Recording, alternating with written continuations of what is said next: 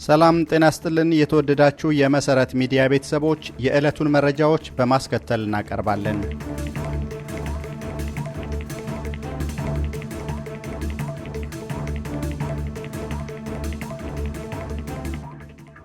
በቅድሚያ ርዕሶቹን በአሰራሩ ዙሪያ ሚዲያችን ጥያቄ አንስቶበት የነበረው የኢትዮጵያ ኮንስትራክሽን ስራዎች ኮርፖሬሽን 14 ከፍተኛ አመራሮቹን ከስራ አሰናበተ። የፓርላማ አባላቱ አድዋ ሙዚየም የተካሄደ ፕሮግራም ላይ እንዳይገቡ ተከለከሉ። የአቢሲኒያ ባንክ ደንበኞች ወደ ሌሎች ባንኮች የሚልኩት ገንዘብ ከአካውንታቸው ተቀናሽ ቢሆንም ገንዘቡ ለተቀባይ እየደረሰ አለመሆኑን ተናገሩ። በረከት ገበሬዋ ለእስር የተዳረገችበትን ምክንያት ዝርዝር መረጃዎች እናቀርባለን። ቦሌ የሚገኘው ኬና ሆቴል ባለቤት በቁጥጥር ስር ውለው ሰፊ ምርመራ እየተደረገባቸው ነው። ዝርዝሩን ይዘናል። ከሰሞኑ በደባርቅ ዩኒቨርሲቲ የተከሰተው ጉዳይ ምን እንደሆነ እንዳስሳለን። በመዲናዋ የመሬት ልማትና አስተዳደር ቢሮ ውስጥ የሥራ ምደባ ለማግኘት አንዳንዶች እስከ 1 ሚሊዮን ብር ጉቦ እየከፈሉ መሆኑ ታወቀ።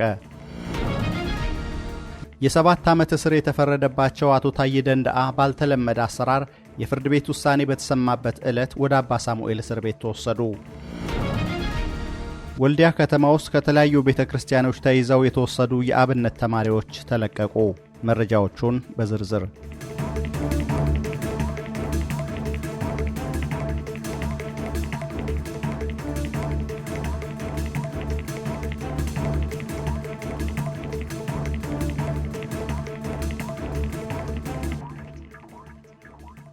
በአሰራሩ ዙሪያ ሚዲያችን ጥያቄ አንስቶበት የነበረው የኢትዮጵያ ኮንስትራክሽን ስራዎች ኮርፖሬሽን 14 ከፍተኛ አመራሮቹን ከስራ አሰናበተ።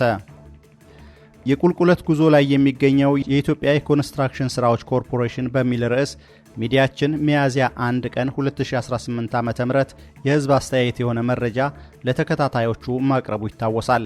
የመንግስት የልማት ድርጅቶች በመባል የሚታወቁትን ከ30 በላይ የንግድ ተቋማትን በአንድ እናት ኩባንያ ወይም ሆልዲንግ ኩባንያ ስር በማሰባሰብ የሪፎርም ስራ መስራት ተጀመረ ከተባለ ዓመታት ማለፉ ተነስቶ ነበር። መንግስታዊውን ኢቲቪን ጨምሮ በርካታ ሚዲያዎች በለውጥ ጉዞ ላይ ስለመሆናቸው ደጋግመው የመሰከሩለት የኢትዮጵያ ኮንስትራክሽን ስራዎች ኮርፖሬሽን ኢኮስኮ በተቃራኒው ወደ ውድቀት እየተንደረደረ ስለመሆኑ የሚያሳዩ መረጃዎች በተለያዩ የሶሻል ሚዲያ ገጾች ጭምር ቢሰራጩም ከቁብ የቆጠራቸው እንዳልነበር ቀድመን ያጋራነው መረጃ ያሳያል። ይህን ተከትሎ የቀድሞ የኢኮስኮ ዋና ሥራ አስፈጻሚ ከስራቸው ተነስተው በአቶ ሮቤል ጸጋይ ተተክተዋል። አሁን የደረሰን አዲስ መረጃ እንደሚያሳየው ደግሞ ተቋሙ 14 ከፍተኛ አመራሮቹን ከስራ አሰናብቷል። ኮርፖሬሽኑ እርምጃውን የወሰደው የአመራር ድክመትን ለማስቀረትና ግልጽነትን ለማስፈን እንደሆነ የተጻፈውን ደብዳቤ ተመልክተናል። በአቶ ሮቤል የተጻፈው ይህ ደብዳቤ ተቋሙ ፕሮጀክቶችን ሰርቶ ለመጨረስ አቅሙ አነስተኛ እንደነበር፣ በስትራቴጂክ ጉዳዮች ላይ የተሰጠው ውሳኔ የተቋሙን ፋይናንስ እንዳዳከመ እንዲሁም ተጠያቂነት ያለው አሰራር በተቋሙ እንዳልነበር ያነሳል። በዚህም ምክንያት የኢኮስኮ ምክትል ሥራ አስፈጻሚዎችን ጨምሮ 14 ሰዎች በአስቸኳይ ከሥራ እንዲነሱ ተደርገዋል። ከስራቸው የተነሱት ከፍተኛ አመራሮች አሰፋ ከሲቶ፣ በእምነት ጋሻው፣ ዶክተር ቤዛዊት ግርማ፣ ኢሳያስ አንዳርጌ፣ ፍጹም ታምሩ፣ ሳሙኤል አማረ፣ ሸዋንግዛው ተስፋዬ፣ ሱራፌል በላይነህ፣ ታደለ ፉሌ፣ ዋቅጅራ ይልማ፣ ወገን ሰለሞን፣ ዮሐንስ አየለ፣ ዘሪሁን መኩሪያና ዘይነባ ኡመር መሆናቸው ታውቋል። ኢኮስኮ ባለፉት 3 ዓመታት በሀገር ውስጥ ብቻ ሳይሆን ድንበር ተሻግሮ ጭምር ከጅቡቲ መንግስት ኮንትራት ወስዶ ሲሰራቸው ከነበሩ ፕሮጀክቶች መካከል ከደርዘን በላይ የሚሆኑትን በገባው ውል መሰረት አጠናቆ ለማስረከብ ባለመቻሉ ውሉ ተቋርጦ ለደረሰው ጉዳትም ኢንሹራንስ ካሳ እንዲከፍል በመጠየቅ ላይ እንደሚገኝ ሚዲያችን መረጃ ማቅረቡ ይታወሳል። በዚህ ረገድ ለአብነት ከሚጠቀሱ ፕሮጀክቶች መካከል የመገጭ ግድብ ፕሮጀክት አንዱና ዋነኛው ነው። ኢኮስኮ ለዓመታት የዚህን ግድብ ፕሮጀክት ግንባታ ቢያጓትትም በውሉ መሰረት ለመፈጸም ባለመቻሉ በቀድሞዋ የመስኖ ሚኒስቴር ኢንጂነር አይሻ መሐመድ በቀን 15/5/2024 ዓ.ም በቁጥር 01/4183 በተጻፈ ደብዳቤ ውሉ ተቋርጦ ፕሮጀክቱ ለሌላ ኮንትራክተር ተላልፎ ተሰጥቷል። ከአዲስ አበባ መንገዶች ባለስልጣን ተረክቦ ይሰራቸው ከነበሩ 6 የመንገድ ፕሮጀክቶች መካከል ባለስልጣኑ በቀን 26/7/2024 በቁጥር 644 ህዝባር ዲአይአር ህዝባር ጂ ህዝባር 2024 በጻፈው ደብዳቤ ኮርፖሬሽኑ በፈጠረው ችግር ምክንያት ሶስቱ የመንገድ ፕሮጀክቶች ውል መቋረጡን ጠቁሞ በተቀሩት ላይም ለመወያየት ለኮርፖሬሽኑ ጥሪ አቅርቦ ነበር። ይህ ከሆነ ከወራት በኋላ የተቀሩትንም 3 መንገዶች በውሉ መሰረት ለመፈጸም ባለመቻሉ ውሉ የተቋረጠ ሲሆን በድምሩ በአዲስ አበባ ብቻ 6 የመንገድ ፕሮጀክቶችን አክሽፏል። የአዲስ አበባ መንገዶች ባለስልጣንም ለኮርፖሬሽኑ የመድህን ዋስትና የሰጠውን የኢትዮጵያ መድን ድርጅት ካሳ ይከፍለው ዘንድ በመጠየቅ ላይ ይገኛል። በተመሳሳይ የአዲስ አበባ ከተማ አስተዳደር ኢኮስኮ ይገነባለት ዘንድ የኮልፌ ሆስፒታልና የነፋስ ስልክ ሆስፒታል ፕሮጀክቶችን ሰጥቶ የነበረ ቢሆንም ሁለቱንም ፕሮጀክቶች በገባው ውል መሰረት ለመፈጸም ባለመቻሉ የአዲስ አበባ ዲዛይን ግንባታ ቢሮ በቀን 14 6ኛ ወር 2018 ዓ.ም በቁጥር 3 ህዝባር አአ ህዝባር ከአ ህዝባር ዲግ ህዝባር 1785 ህዝባር 16 በጻፈው ደብዳቤ ውሉ ተቋርጦ ከሁለቱም የሆስፒታል ፕሮጀክቶች እንዲወጣ ተደርጓል። ከላይ ከተጠቀሱት 9 ፕሮጀክቶች በተጨማሪ የሚሌ ጋላፊ የመንገድ ፕሮጀክት ከጅቡቲ መንግስት በ43 ሚሊዮን ዶላር ወስዶት የነበረው የጋላፊ ዲኪል የመንገድ ፕሮጀክትና ሌሎችም ውላቸው ተቋርጦ ለሌላ ኮንትራክተር እንዲሰጡ ሆኗል። የፓርላማ አባላቱ የአድዋ ሙዚየም የተካሄደ ፕሮግራም ላይ እንዳይገቡ ተከለከሉ። በብዙ ሀገራት የህዝብ ተወካዮች በቀጥታ በህዝብ የሚመረጡ ስለሆነ ከፍተኛ ቦታ ይሰጣቸዋል። መሪዎችን ከመሞገት ጀምሮ ህግ እስከ ማስቀየር ያደርሳሉ።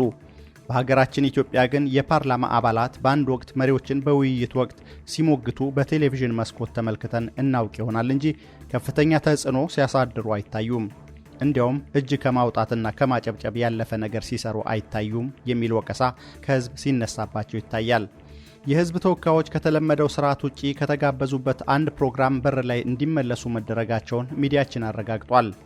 በዕለቱ ትውልድን በስነ ምግባር ተቋምን በአመራር በሚል መሪ ቃል በአድዋ ሙዚየም አንድ ፕሮግራም ተካሂዶ ነበር።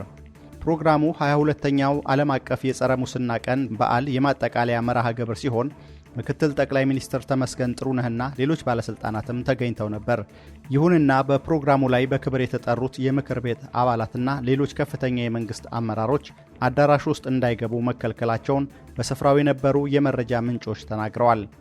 ቀድመው ምክትል ጠቅላይ ሚኒስትሩ ስለገቡ መግባት አትችሉም ተብለው እንዲመለሱ ተደርገዋል ያሉት የመረጃ ምንጭ ድርጊቱ ህዝብ የመረጣቸው የህዝብ እንደራሴዎች ላይ መፈጸሙ አነጋጋሪ ሆኖ ነበር ብለዋል።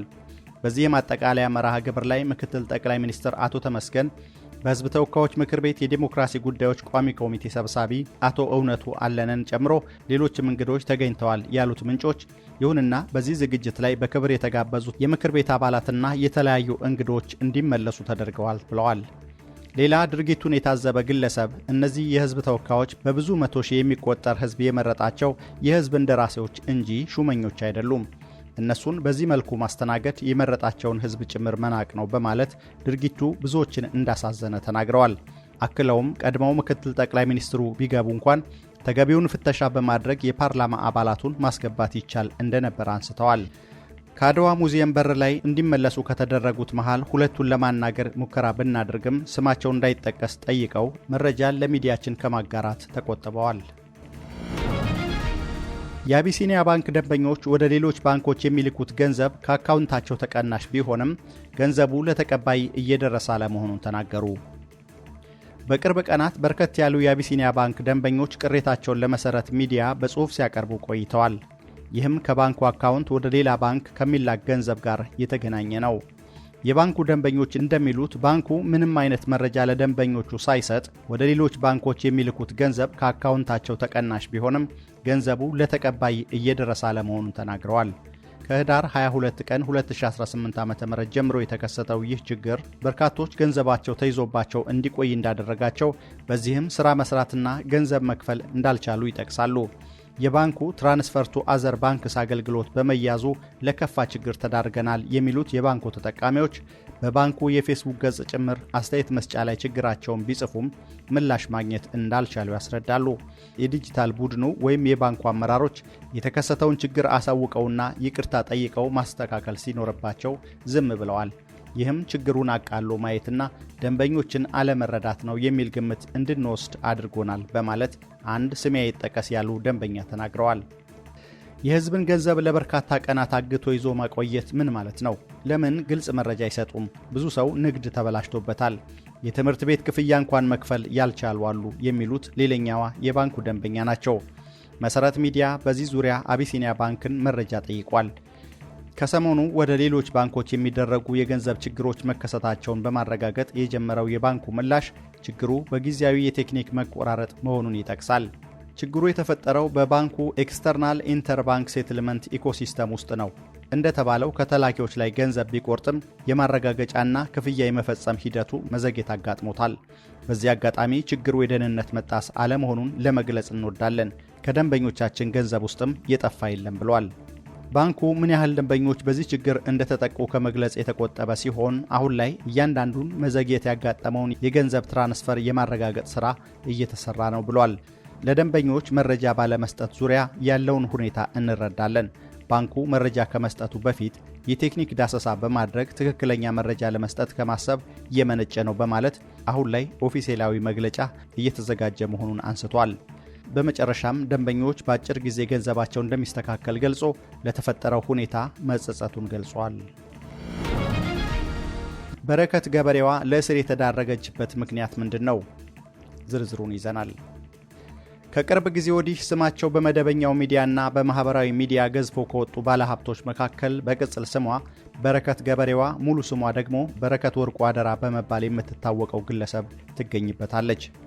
ግለሰቧ ጠቅላይ ሚኒስትር አብይ አህመድን አስመልክቶ ከጥቂት ወራት በፊት እኔን ሁሌ የሚጨንቀኝና የሚያሳስበኝ ነገር ጠቅላይ ሚኒስትራችን ደከመኝ፣ በቃኝ፣ ትንሽ ልረፍ እስቲ እንደ አባት ወደ ልጆቼ ወደ ቤተሰቤ ልመለስ ቢል ምን ይውጠናል? ማን ነው እሱ ነው የሚተካው? ማን ነው ይህን ሁሉ ውጥንቅጡ የወጣ ፖለቲካ የሚያቻችለው? እግዚአብሔር ለኢትዮጵያ ሲል ከኔ ዕድሜ ቀንሶ ይስጥህ በሚል ንግግሯ የብዙዎች መነጋገሪያ ሆና ነበር። በረከት በእርሻ ሥራ ላይ ተሰማርታ የብርታት ተምሳሌት የሆነች የኢትዮጵያ ሴት ባለሀብቶች ተምሳሌትና የሥራ ዕድል ፈጣሪ ተደርጋ በብዙዎች ዘንድ ትወሰድ ስለነበር የመታሰሯ ዜና ከ3 ሳምንት በፊት ይፋ ሲሆን ብዙዎችን አስገርሞ ነበር። እስሩ ይፋ በሆነበት ቅጽበት አንዳንዶች በረከት ገበሬዋ እስር ቤት የገባችው በሹፌሯ ምክንያት በተፈጠረ ቀላል ችግር ነው፣ በቅርቡ ትፈታለች የሚል ማረጋጊያ የሚመስል መረጃ በማኅበራዊ ሚዲያ በስፋት ሲለቁ ተስተውለው ነበር። መሰረት ሚዲያ በዚህ ዙሪያ ያደረገው ክትትል እንደሚያሳየው ግን ጉዳዩ ከሾፌሩም ሆነ ከሌላ አካል ጋር የተገናኘ ሳይሆን ግለሰቧ በከባድ ዓመታትን በፈጀና ረጅም ሰንሰለት ባለው የማጭበርበር ድርጊት ላይ ተሳትፋለች በሚል ተጠርጥራ መሆኑን አረጋግጧል። ዋናው ጉዳይ የግብርና ምርቶችን የሚያመርተውና የሚያከፋፍለው ድርጅቷ ውስጥ ለበርካታ ሺህ ሰው በረከት ገበሬዋ የሸጠችው ሼር እንደሆነ ሚዲያችን ከመንግስትና ጉዳዩን ከሚያውቁ ሌሎች የመረጃ ምንጮች አረጋግጧል። በመጀመሪያ 45 ሰዎች ገደማ ከፍተኛ መጠን ያለው ብር ይዛ ተሰወረችብን በሚል የተጀመረ ምርመራ ነበር። በኋላ ሲጣራ ለማየት እንደተቻለው በሼር ሽያጭ ዙሪያ የወጡ ደንቦችን በመተላለፍ ጭምር 2 የሽርክና ውሎችን በማዘጋጀት ስትሸጥ ተገኝታለች የሚሉት የመንግስት ምንጫችን ናቸው። በዚህም መሰረት በመጀመሪያው ምድብ 1 ሚሊዮን ብር፣ በሁለተኛው ምድብ 500 ሺህ ብር ሼር በስፋት ሲሸጥ መቆየቱ ታውቋል። 45 ሰዎች የመጀመሪያዎቹ ሆኑ እንጂ ምናልባትም በመቶዎችና በሺዎች የሚቆጠሩ ግለሰቦች የድርጊቱ ሰለባ ሳይሆኑ እንዳልቀረ መረጃዎች ያሳያሉ። ይህም ከበርካታ መቶ ሚሊዮኖች እስከ ቢሊዮኖች በዚህ መልኩ በግለሰቧ ሳይሰበሰብ እንዳልቀረ ተገምቷል። ስራው እንደ ፒራሚድ ስኪም ቀድመው ሼር የገዙ ሰዎች ሌሎች ሰዎችን እንዲያመጡ የማድረግ አካሄድ እንደነበር አንድ ጉዳዩን በቅርበት የሚከታተሉ የመረጃ ምንጭ ያስረዳሉ። ከአንድ ቤተሰብ በ2 በ3ና 4 ሰው ስም ሼር የገዙ አሉ። ግለሰቧ ደግሞ ለዚህ አንዱና ዋናው ማሳመኛዋ ከመንግስት ጋር በቅርበት እንደምትሰራ መናገሯና ከባለስልጣናት ጋር አብራ የተነሳቻቸውን ፎቶ በስፋት መልቀቋ ነው ይላሉ። መሰረት ሚዲያ ገንዘባቸውን ከከፈሉ ሰዎች እንደተረዳው በረከት ገበሬዋ በተለይ ከጠቅላይ ሚኒስትር አብይ አህመድ፣ ከደህንነት ቢሮ ኃላፊ አቶ ሬድዋን ሁሴን እና ከፌዴራል ፖሊስ ኮሚሽነር ጀነራል ደመላሽ ገብረ ሚካኤል ጋር የቅርብ ትውውቅ እንዳላት በስፋት ስትናገርና ህዝብን ለማሳመን ስትጠቀምበት ነበር። ከእርሻዎቹ የምታመርታቸውን የግብርና ውጤቶች በቅናሽ ለህዝብ እናከፋፍላለን በሚል በሼር ስም ብዙ ሰው እንደኛ ገንዘቡን ሰጥቷል። ይህ ከሆነ 2 ዓመት ጭምር የሞላቸው አሉ። ዓመት ያለፋቸው ሞልተዋል። ምንም እንቅስቃሴ ግን የለም የሚሉት አንድ የድርጊቱ ሰለባ ከቅርብ ወራት ወዲህ ግለሰቧ ጭራሽ ተሰውራ እንደቆየችና በማህበራዊ ሚዲያ ብቻ ትታይ እንደነበር ያስረዳሉ። ሌላ ብራቸውን እንደተበሉ የሚጠቅሱ ግለሰብ ደግሞ በረከት ገበሬዋ የኢትዮጵያ የስልክ ቁጥሯን ጭራሽ በማጥፋት የአየርላንድ ሀገር ስልክ በሆነ ቁጥር ዋትሳፕ ላይ ብቻ አልፎ አልፎ ትገኝ እንደነበር ያስረዳሉ። በዚህ ድርጊት ተማለው ገንዘባቸውን በብዛት የሰጡት ሴቶች እንደሆኑ የሚናገሩት ሌላኛዋ ምንጫችን ግለሰቧ የከፍተኛ ባለስልጣናትን ስም ደጋግማ በመጥራት ሼር ገዢዎች ጥያቄ እንዳያነሱ ታድርግ እንደነበር ያስረዳሉ። ከባለስልጣናት ጋር ግንኙነትና ቅርበት አለኝ የሚለውን የተጠቀመችው ለሼር ሽያጩ ብቻ ሳይሆን ከማንኛውም ሰው ጋር አለመግባባት ውስጥ ስትገባ ጭምር ነበር። ባለስልጣናት የሷ ማስፈራሪያ ነበሩ የሚሉት የመንግስት የመረጃ ምንጩ በዚህ ሁኔታ በርካታ ሌሎች ያልተደረሰባቸው ጉዳዮችም አሁን ወደፊት እየመጡ መሆኑን ለሚዲያችን ተናግረዋል። ለምሳሌ በኦሮሚያና በአፋር ክልል በኢንቨስትመንት ስም የወሰደቻቸው ትላልቅ ስፋት ያላቸው መሬቶች ጭምር በሽያጭና በማይታወቁ ውሎች ስማቸው ከበረከት ገበሬዋ ወደ ሌሎች ሲተላለፍ እንደነበር መረጃዎች ለሚዲያችን ደርሰዋል። በረከት ገበሬዋ የዛሬ 2 ዓመት የጠቅላይ ሚኒስትር አብይ አህመድን የመደመር ትውልድ መጽሐፍን በ50,000 ዩሮ ገዝታ ነበር። በተያያዘ መረጃ ቦሌ የሚገኘው ኬና ሆቴል ባለቤት በቁጥጥር ስር ውለው ሰፊ ምርመራ እየተደረገባቸው መሆኑ ታውቋል። ግንቦት 2014 ዓ.ም በአዲስ አበባ ከተማ ቦሌ መድኃኔዓለም ቤተክርስቲያን ወደ ብራስ በሚወስደው መንገድ ላይ አንድ ትልቅና ዘመናዊ ሆቴል ለየትና ደመቅ ባለ መልኩ ተመርቆ ነበር። የምርቃቱ ዕለት ከሆቴሉ ፊት ለፊት የሚገኘው መንገድ ሙሉ በሙሉ ተዘግቶ የነበረ ሲሆን የኦሮሚያ ክልል ፕሬዝዳንት አቶ ሽመልስ አብዲሳ፣ የሲዳማ ክልል ፕሬዝዳንት አቶ ደስታ ሌዳሞ፣ የአዲስ አበባ ከተማ ከንቲባ ወይዘሮ አዳነች አቤቤና ሌሎች የፌዴራልና ከፍተኛ ባለስልጣናት ተገኝተው ነበር። ባለ 4 ኮከብ የተሰጠው ኬና ሆቴል በሚል የተሰየመው ግዙፍ ሆቴል ባለቤት አቶ ታደሰ አዴማ ናቸው። አቶ ታደሰ ባለፉት 20 ዓመታት በቡና ኤክስፖርት፣ በነዳጅ አቅርቦትና በተለያዩ የንግድ ዘርፍ የተሰማሩ ባለሀብት መሆናቸውን መረጃዎች ያሳያሉ። ይህ አዲስ አበባ ላይ በወቅቱ ስሌት በ450 ሚሊዮን ብር ወጪ የተገነባው ሆቴል እጅግ ዘመናዊ የሆኑ ዕቃዎች የተሟሉላቸው ምቹ አልጋዎች፣ የምግብ አዳራሽ፣ የጂም ቤት፣ ሳውና ባዝ፣ ስቲም፣ የስብሰባ አዳራሽና አናቱ ላይ ዘመናዊ የሆኑ የድምፅ ብክለት የሚከላከል ቁሶች የተገጠሙለት መዝናኛ ክለብ ማሟላቱን ሆቴሉ ይገልጻል። የኬና ሆቴል ባለቤት አቶ ታደሰ ለውቁ ድምፃዊ አደም መሐመድ ከወራት በፊት የ250 ግራም የወርቅ ሐብል በሽልማት መልክ ማበርከታቸው መነጋገሪያ ነበር። አሁን ሚዲያችን የደረሰው መረጃ እንደሚያመለክተው የኬና ሆቴል ባለቤት አቶ ታደሰ ካለፉት 2 ሳምንታት ወዲህ ሜክሲኮ በሚገኘው ፌዴራል ፖሊስ ታስረው ሰፊ ምርመራ እየተደረገባቸው ይገኛል። የአቶ ታደሰ እስር ከገንዘብ ማጭበርበር፣ ምንጩ ያልታወቀ ገንዘብ ከማፍራትና በነዳጅ ኮንትሮባንድ ላይ በመሳተፍ ከሚሉ ጉዳዮች ጋር የተያያዘ እንደሆነ የመንግስት ምንጮች ለሚዲያችን ጠቁመዋል። በተለይ የቀድሞ የሲዳማ ክልል የሰላምና ጸጥታ ቢሮ ኃላፊ አቶ አለማየሁ ጢሞቴዎስ በወንጀል ተጠርጥረው ተይዘው ምርመራ እየተካሄደባቸው እንደሚገኝ የሚታወቅ ሲሆን አቶ ታደሰ ከአቶ አለማየሁ ጋር ጥብቅ ግንኙነት እንደነበራቸው ምንጮቻችን ጠቁመዋል። አቶ አለማየሁ የነዳጅ ኮንትሮባንድ ላይ በስፋት ተሰማርተው በክልሉ እጥረት እንዲከሰት ማድረጋቸው በመንግስት የተጠቀሰ ሲሆን የኬና ሆቴል ባለቤት ደግሞ የዚህ ድርጊት አጋር በመሆን መጠርጠራቸው ታውቋል። ከአቶ ታደሰ በተጨማሪ ሌሎች 10 ሰዎች ከአቶ አለማየሁ ጢሞቴዎስ ጋር ሆነው በጋራ የባንክ ሂሳብ ከፍተው ሲያንቀሳቀሱ እንደነበር ተደርሶባቸው አብዛኞቹ በቁጥጥር ስር መዋላቸው ታውቋል። ከሰሞኑ በደባርቅ ዩኒቨርሲቲ የተከሰተው ጉዳይ ምን እንደሆነ እንዳስሳለን። በደባርቅ ዩኒቨርሲቲ ተማሪዎች ዳር 10 ቀን 2018 ዓ.ም የምግብ አቅርቦትን አስመልክቶ ጥያቄያቸውን በሰላማዊ ሰልፍ ለማቅረብ ሙከራ አድርገው ነበር። በወቅቱ የዩኒቨርሲቲው ከፍተኛ አመራሮች የሰሜን ጎንደር ዞን አስተዳደር የጸጥታ አካላትን በማስገባት በተማሪዎች ላይ ተኩስ መክፈትን ጨምሮ በርካታ ወከባ መፈጸማቸው ታውቋል። በዚህም የተነሳ አንድ ተማሪ ሲገደል 2 ተማሪዎች ደግሞ እንደቆሰሉ ከዩኒቨርሲቲው ማህበረሰብ የደረሰን መረጃ ያሳያል። በወቅቱ የተፈጠረው ችግር በአካባቢው የአገር ሽማግሌዎች ጣልቃ ገብነት ተፈቶ ትምህርት ተጀምሮ የነበረ ቢሆንም በወቅቱ በተደረገ ስብሰባ ላይ ስለ ዩኒቨርሲቲው ችግር አስተያየት የሰጡ ተማሪዎች የደህንነት አካላት ለይተው አድነው ይዘዋቸዋል ተብሏል። እነዚህኑ ተማሪዎች ህዳር 27 ቀን 2018 ዓ.ም ከሌሊቱ 11 ሰዓት ላይ ከዶርማቸው አፍሰው ወስደዋል። በአሁኑ ሰዓት ወዴት እንደወሰዷቸው አይታወቅም ብሎ ለሚዲያችን የተናገረው አንድ የዩኒቨርሲቲው የመረጃ ምንጫችን ነው።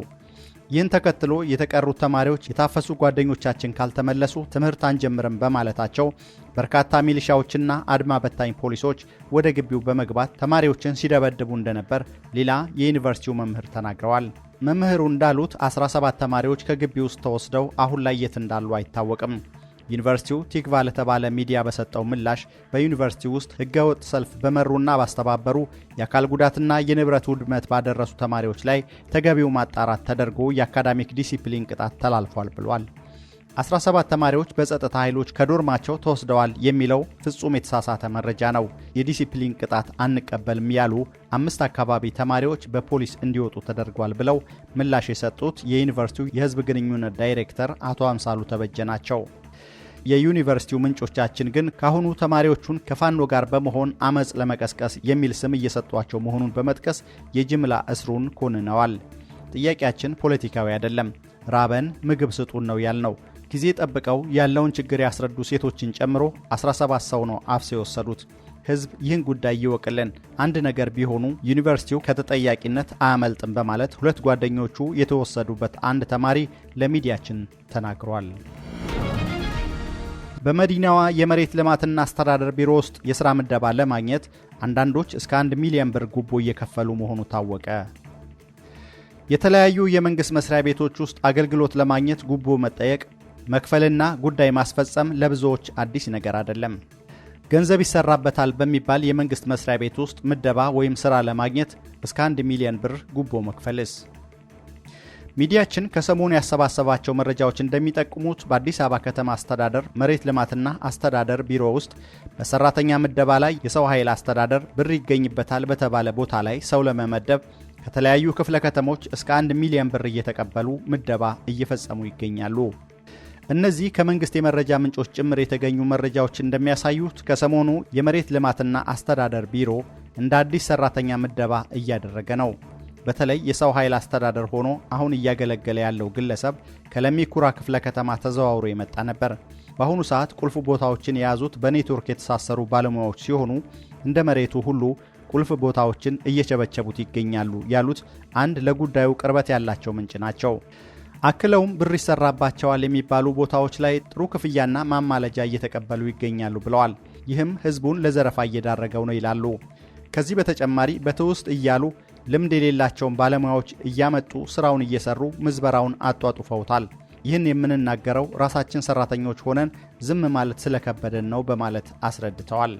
ሚዲያችን ከሌሎች ምንጮች ያገኘው ተጨማሪ መረጃ እንደሚያሳየው የሰው ኃይሉ ምደባ እየተከናወነ ያለው ያለ ኮሚቴ ነው። አንድ የመስተዳድሩ ሰራተኛ ደግሞ አንዳንድ አዲስ ተመዳቢዎች ልምድና ዲፕሎማ እንኳን ሳይኖራቸው ቦታውን በገንዘብ እየያዙት ነው በማለት ለመሰረት ሚዲያ ተናግረዋል። ለምሳሌ ንፋስ ስልክ ክፍለ ከተማ የኛ ሰራተኛ አይደለም ብሎ መረጃ የሰጠበት አንድ ግለሰብ ብሩን ከፍሎ ተመድበሃል ተብሎ እየጠበቀ አለ። በትምህርት ዝግጅት ዲፕሎማ እንኳን የማያሟላ ነው በማለት ተናግረዋል።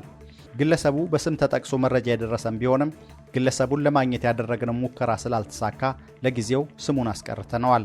በቅርቡ በምንሰራቸው ተከታታይ ዘገባ ላይ እንዳስሰዋለን። መሬት ዝግጅትና መሬት ማስተላለፍ ውስጥ ብዙ ሰዎች በትውስት እየተባሉ ብር እየከፈሉ እየተመደቡ ነው። ይህ ፀሐይ የሞቀው ሀቅ ነው። ማንም ሚዲያም ሆነ የመንግስት አካል እነማንን ነው በትውስት ያመጣችሁት ተብለው ፌዴራል ላይ ባሉ አካላት ቢጠየቁ ሊናገሩ ይችላሉ ብለው ምንጫችን ተናግረዋል። በዚህ መልኩ ከፍተኛ መጠን ያለው ገንዘብ በመክፈል እስካሁን ከ30 በላይ ሰዎች ከክፍለ ከተማ ወደ መሬት ልማትና አስተዳደር ቢሮ መግባታቸው ታውቋል። የ7 ዓመት እስር የተፈረደባቸው አቶ ታዬ ደንደአ የፍርድ ቤት ውሳኔ በተሰማበት ዕለት ባልተለመደ አሰራር ዕቃቸው ተይዞ ወደ አባ ሳሙኤል እስር ቤት ተወሰዱ። የቀድሞ የሰላም ሚኒስቴር ሚኒስትር ዴኤታ የነበሩት አቶ ታዬ ደንደአ ተገኘባቸው ከተባለ የጦር መሳሪያ ጋር በተያያዘ በ7 ዓመት ከ2 ወር እስራትና በ5000 ብር መቀጣታቸው ይታወቃል። አቶ ታዬ ለምስክርነት የጠሯቸው የመንግስት ከፍተኛ ኃላፊዎች ሳይቀርቡ ፍርዱ እንደተላለፈ የታወቀ ሲሆን ፍርድ ቤቱ ውሳኔ ባሳለፈበት ዕለት ባልተለመደ መልኩ በፍጥነት ወደ አባ ሳሙኤል ማረሚያ ቤት መወሰዳቸውን ሚዲያችን አረጋግጧል። አቶ ታዬ ዕለቱኑ ዕቃውን ሰብስበው ይዘውት ወደ አባ ሳሙኤል ተወስዷል። ብዙ ጊዜ እንዲህ በፍጥነት ወደ ወህኒ ቤት ሰው የሚወሰደው በሰውየው ላይ ጥርጣሬ ሲኖር ነው በማለት አንድ ጉዳዩን የሚያውቁ የመንግስት ኃላፊ ለሚዲያችን ተናግረዋል። ሚዲያችን ከሌሎች የማረሚያ ቤት ሰራተኞች እንዳረጋገጠው ሌሎች ብዙ ዓመት የተፈረደባቸው ሰዎች 3 እና 4 ዓመት ድረስ በቂሊንጦ እንደሚቆዩ ተናግረዋል። ቂሊንጦ ለቤተሰብ ቅርብ ስለሆነ ከማረሚያ ቤቱ ጋር ተነጋግረው እዚሁ ይቀራሉ። የአቶ ታዬ ሞራልን ለመንካት በሚመስል መልኩ ቂሊንጦ ማረሚያ ቤት እያሉም የወጣቶችና ሕፃናት ማቆያ ውስጥ እንዲቀመጡ ተደርገው ነበር በማለት እኚህ ስሜ አይጠቀስ ያሉ የመረጃ ምንጫችን ተናግረዋል። ዕድሜያቸው ከ17 ዓመት በታች የሆኑ ታዳጊዎችና ሕፃናት ዞን 1 ውስጥ ለብቻቸው አንድ ቤት ተሰጥቷቸው እንደሚኖሩ የታወቀ ሲሆን አቶ ታዬም ከነሱ ጋር ታስረው መቆየታቸው ታውቋል። ሚዲያችን ያሰባሰበው መረጃ እንደሚያሳየው አቶ ታዬ መጀመሪያ ሲታሰሩ የገቡት ዞን 5 የሚባለው ቦታ ነበር። ይሁንና ዞን 5 ውስጥ የፋኖ አመራሮች ናቸው ተብለው ከተጠረጠሩ ግለሰቦች ጋር ጥሩ ግንኙነት አለው በሚል ወደ ዞን 1 መወሰዳቸው ታውቋል። ዞን 5 ውስጥ በተለይ ከዶክተር ወንደሰን አሰፋና ከአቶ ዮሐንስ ቧያለው ጋር ጥሩ ግንኙነት ፈጥረዋል የሚል ጥርጣሬ እንደነበር መረጃዎቻችን ያሳያሉ። ዞን 1 የተባለ የአጥፊ ሕፃናትና የታዳጊ ወጣቶች ማቆያ ውስጥ አስገብተው ተረብሾ ነበር። በሽምግልና እባካችሁ ተብሎ የማረሚያ ቤቱ ኃላፊ ተጠይቆ ወደ ዞን 2 ዕድሜያቸው ከገፉ ሰዎች ማቆያ ቤት አቆይተውት ዛሬ ተፈርዶበት ሲመለስ ወዲያውኑ አስወጥተው ወደ አባ ሳሙኤል አቻኩለው ወስደውታል በማለት ምንጫችን አስረድተዋል። ወልዲያ ከተማ ውስጥ ከቤተ ክርስቲያኖች ውስጥ ተይዘው የተወሰዱ የአብነት ተማሪዎች ተለቀቁ። በርካታ የአብነት ተማሪዎች ባሳለፍነው ሳምንት ወልዲያ ከተማ ውስጥ ከሚገኙ ቤተክርስቲያናት ቅጥር ግቢ ውስጥ ታፍሰው መወሰዳቸውን ባሳለፍነው ሰኞ ህዳር 22 2018 ዓ.ም መረጃ አጋርተን ነበረ። ስልካቸውን ከተቀሙ በኋላ በሚሊሻዎች የተወሰዱት የአብነት ወይም የቤተ ክርስቲያን ተማሪዎቹ በወልዲያ ከተማ የሚገኘው የቲንፋዝ ደብረ በረከት ቅዱስ ጊዮርጊስ ቤተክርስቲያንና የሌሎች ቤተክርስቲያኖች ተማሪዎች መሆናቸውን ዘግበን ነበረ። ቤተ ክርስቲያኒቱ ተማሪዎቹ እንዲለቀቁ በደብዳቤ ብትጠይቅም እስካሁን ምላሽ አልተገኘም። አፍነው የወሰዱት የሚሊሻ አባላቱ በወሰዱት በእያንዳንዱ ተማሪ 7000 ብር እየጠየቁ ይገኛሉ በማለት አንድ ስሜ አይጠቀስ ያሉና ጉዳዩን በቅርበት የሚያውቁ ምንጫችን ለመሰረት ሚዲያ ተናግረዋል። የተወሰዱት ተማሪዎች ከቲንፋዝ ደብረ በረከት ቅዱስ ጊዮርጊስ ደብር 3፣ ከፒያሳ መንበረ ንግሥት ቅድስት ኪዳነ ምህረት ደብር 5፣ ከተማ ውስጥ በሚገኙ ሌሎች ደብር የሚማሩ 15 ነበሩ።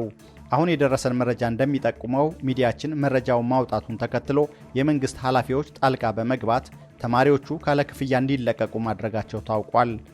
ተይዘው የነበሩ ተማሪዎች ያለምንም ክፍያ ተፈተዋል በማለት አንድ ምንጫችን ማረጋገጫ ሰጥተዋል።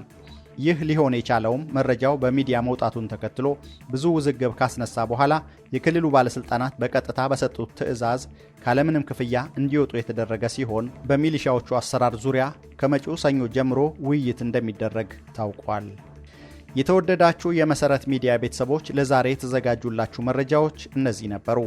በየዕለቱ ሰብስታክ ላይ የሚለቀቁ መረጃዎችን በፍጥነትና በቅድሚያ ለማግኘት የፕሪሚየም አባል እንድትሆኑ እንጋብዛለን። መረጃዎቹን ያቀረብኩላችሁ ሳሙኤል አሰፋ፣ የምስልና ድምፅ አርትዖት ሥራዎችን በማቀናበር ኢዩኤል ስቡህ አብረናችሁ ቆይተናል። ሰላም።